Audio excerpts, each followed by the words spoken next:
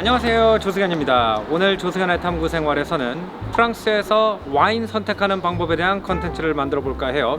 이 건너편은 방데 피레네라고, 제가 4월에 파리 컨텐츠를 만들었을 때 프랑스에서 커피 주문하는 법을 찍은 장소이기도 한 제 베스트 프렌드 중에 한 명인 플로리앙이 운영하는 레스토랑입니다.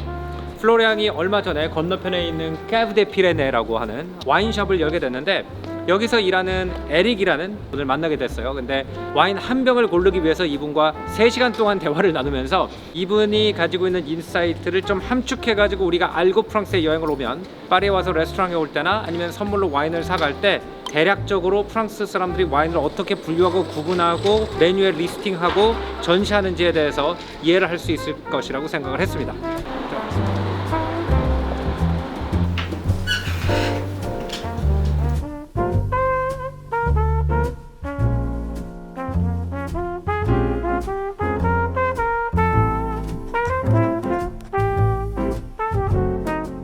Bonjour. Bonjour Cho, comment ça va? Vous allez bien? Très bien, merci. Vous avez fait tout le Oui, oui, oui. 프랑스 레스토랑이나 프랑스 이런 샵에 들어가면 대체로 프랑스의 지역별로 와인이 정리되어 있는 경우가 많더라고요. 그러니까 그 지역별로 대표 와인을 하나씩 딱 먹어본 다음에 내가 이거 좋아한다 라고 한번 입력이 되면 일단 메뉴를 폈을 때 무섭지가 않더라고요. 제 경험에는. 아, 그쪽 거 그 중에서 가격을 보고 이제 대략 고르게 되니까 오늘 그거를 한눈에 파악할 수 있는 세팅을 좀 제가 에릭한테 부탁을 드렸어요. 그래서 프랑스의 지도라고 생각을 하시면 됩니다.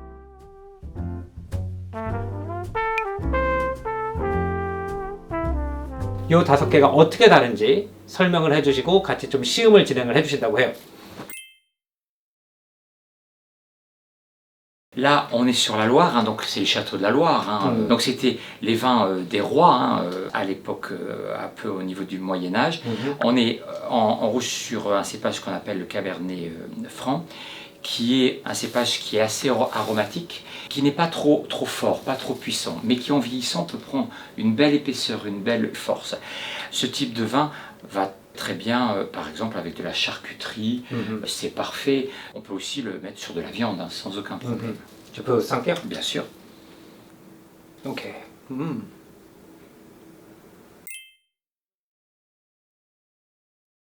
Déjà, Bordeaux est une région très importante en volume. Les cépages essentiels, pour simplifier, c'est le Merlot et le Cabernet Sauvignon. Là, on est sur des vins qui sont très variables en fonction de la vinification. Mais souvent, il y a plusieurs cépages. En fonction des années, on peut équilibrer le type de vin que l'on produit. Plus uniformisable, oui. On dit que les Bordeaux sont souvent des vins de commerce. C'est les Hollandais hein, et les Anglais qui ont créé le Bordeaux. Si on mange des charcuteries et de fromage avec la Loire, avec Bordeaux, vous mangez... Oh ben, on peut très bien manger une côte de bœuf, c'est très bien, belle viande rouge. On peut aussi manger un poisson qui est la lamproie par exemple, qui est un poisson qu'on trouve dans cette région, qui est souvent cuisiné au vin rouge. D'accord. Voilà. En Corée et aux États-Unis, je crois, les gens ont cette préconception qu'on mange toujours du blanc avec du poisson et toujours du rouge avec la viande. C'est assez vrai.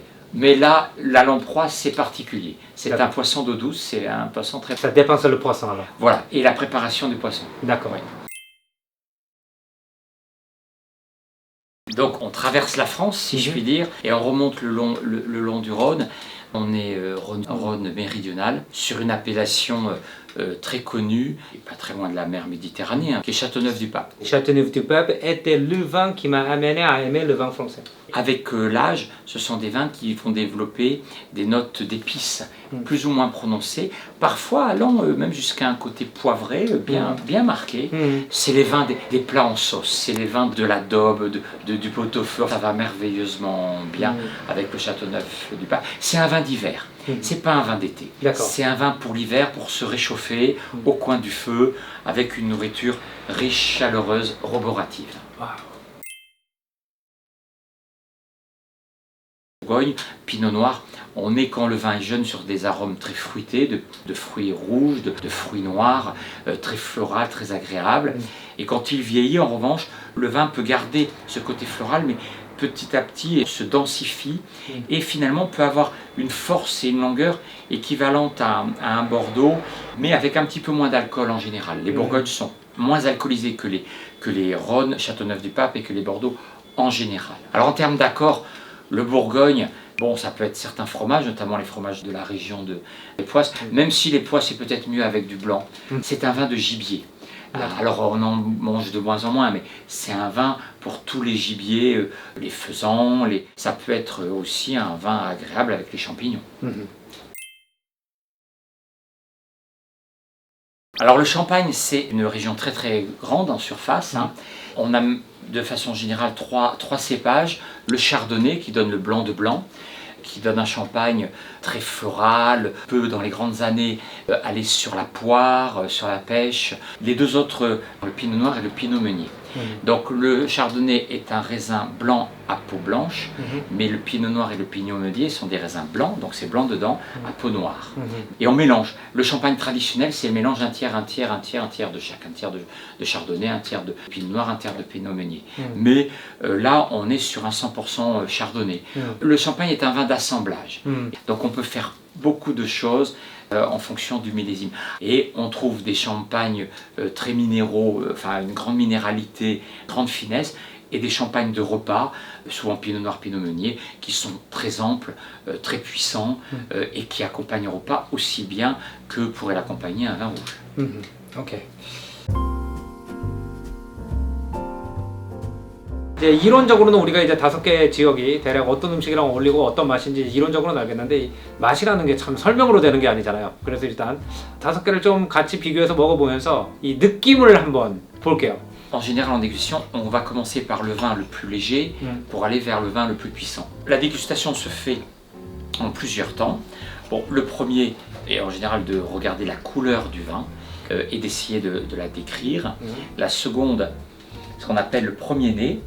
Donc, sans tourner, on essaye de voir ce que le vin propose. Ensuite, on fait tourner le vin pour faire rentrer de l'air. Donc, on le tourne dans le sens des aiguilles d'une montre de préférence. C'est pas obligé. Donc, le mieux, c'est de le poser sur la table.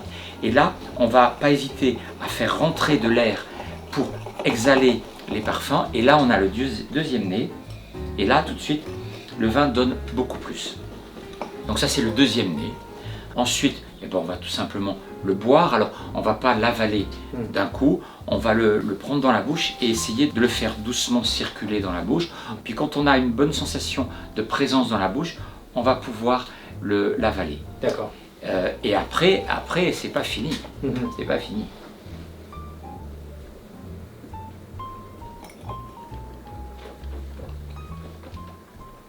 Donc là, j'ai eu une bonne sensation dans la bouche, j'ai bien senti le vin. Et maintenant, j'ai avalé le vin et j'ai le vin qui reste présent. C'est ce qu'on appelle la longueur du vin, ou les caudalies. Les caudalies, c'est le nombre de secondes où on sent que le vin est encore présent. Quand on a fini son verre, eh bien, 5, 6, 10 secondes après, de sentir le fond de verre. 네, 좀 이제 와인의 맛을 제대로 보고 싶으면 한 5개 스테이지 정도로 나눠가지고 와인 맛을 보면 좋대요. 이제 첫 번째 이제 칼라가 어떻게 되는지 한번 보고 샴페인이네요. 그다음에 첫 번째 냄새. 뭔가 저는 이런 그 약간 빵 냄새 나는 샴페인들이 있거든요. 막 처음에 과일 냄새가 막 치고 올라오는 것보다 약간 이렇게 빵 냄새 나는 샴페인이 좋더라고. 그다음에 한번 돌리고. 그 빵 냄새가 훨씬 강해졌네요. 뒤에 약간 버터 냄새까지 약간 올라오는. 그다음에 처음엔 약간 신맛이 가장 강하게 치고 올라오다가 뒤에 가가지고는 들들한 맛이 약간 살짝 올라오는데 나쁘지 않아요. 그 다음에 이제 뒤에 약간 씁쓸한 맛이 혀 양쪽에 약간 남는다. 뭐 요거까지 하면은 이제 내가 요 와인 맛을 대강 안다 뭐 이렇게 할 수 있는 건가 봐요. 저기 피디님 요거 2개 한번. 큰 게 부르고뉴, 작은 게 로아르. 그냥 맛있다. 다음은 로아르. 로아르. 커피 향이 나는데요? 일상 르 카페. Oui, oui. 맞췄나요? 오, 피디님. 당구 생활 3년. 대부분의 와인숍이나 레스토랑에 가면은 로아, 론, 불곤, 볼도 뭐 이런 식으로 이제 정리가 돼 있단 말이에요. 그러니까 그게 뭔 뜻인지만 딱 알아도 와인숍에 가가지고 선물을 사거나 레스토랑 가가지고 주문을 하는데 큰 문제가 없다라는 걸 제가 이제 프랑스에서 처음에 와인 때문에 엄청 고생을 한 다음에 깨닫고 PD님들한테 이 개념을 어떻게 설명할까 하다가 5개의 포인트로 설명하면 되겠다라는 생각을 하게 됐어요. 그래서 오늘 에릭에게 부탁해서 이 차이를 우리 궁금이들께 설명을 해달라고 부탁을 해봤습니다. Oui, on a ouvert en face du vin des Pyrénées, donc on parle anglais, on aime toutes les personnes qui veulent comprendre, connaître le vin français, on essaye de les conseiller le mieux possible et on organise également des dégustations vin fromage et voilà, et donc nos amis coréens sont vraiment les bienvenus à côté de la place des Vosges. 오늘 조승현의 탐구 생활은 여기서 마무리하겠습니다. 다음번에는 더 재밌는 문화 역사 이야기로 여러분 찾아뵐 테니까요. 구독, 좋아요 많이 눌러주시고요. 저는 다음 시간에 여러분 찾아뵙겠습니다. 안녕히 계십시오. Au revoir. Au revoir. Au revoir, merci.